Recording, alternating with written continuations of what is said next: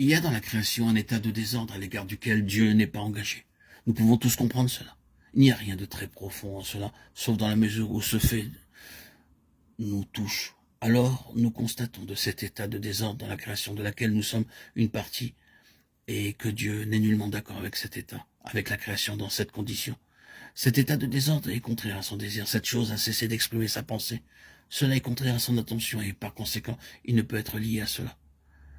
Secondement, il y a un lien étroit entre la mort et Satan dans cet état de choses. Ce n'est pas simplement un tout passif dans la confusion, le chaos et le désordre. Il y a des éléments actifs en cela. Nous pouvons dire que ce tout se présente comme ayant des potentialités. Il y a des forces en travail dans cet état de choses, et ces forces ne sont pas celles de la vie, mais celles de la mort. La mort travaille et Satan est associé avec cet état. Troisièmement, nous voyons qu'un besoin se présente, un besoin défini par plusieurs aspects. Premièrement, une mise de côté d'ordre juridique de cette création s'impose. En parlant d'une mise de côté d'ordre juridique, nous voulons dire qu'un jugement doit passer sur elle, et sous ce jugement, elle doit être ôtée du regard de Dieu. Elle doit être amenée à l'endroit où elle est entièrement sous la protection divine, où aucune de ses parties ne peut prétendre bénéficier de son acceptation. C'est-à-dire qu'elle doit être traitée selon la justice et juridiquement mise de côté.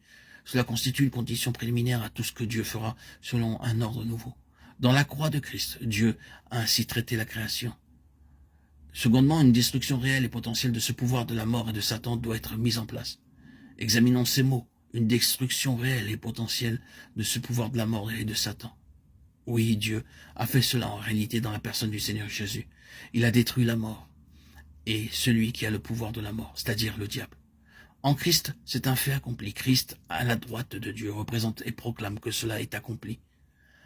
La mort est engloutie dans la victoire. Satan aussi a été détruit.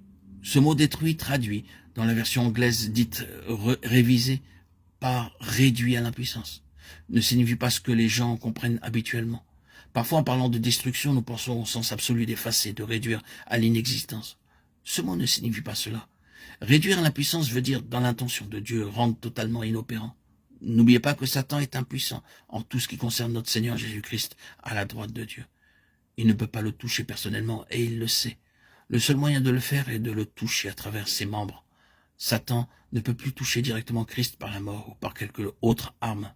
Par la mort, Christ a détruit celui qui avait le pouvoir de la mort. Cela est réellement accompli en Christ. Nous avons utilisé un autre terme, potentiellement. Cette destruction potentielle de la mort et de Satan est en faveur des saints. C'est quelque chose qui est garanti, bien que cela ne soit pas encore totalement exprimé par l'expérience et qui est possible par la foi et connu de manière progressive. Il ne peut être dit que vous et moi, présentement dans la totalité de notre être, nous expérimentons que la mort et Satan n'ont aucun pouvoir.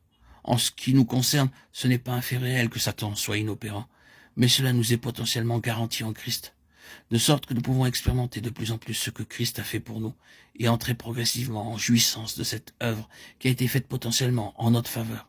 En Christ, donc, nous voyons que cette destruction a été accomplie en réalité et dans les saints potentiellement.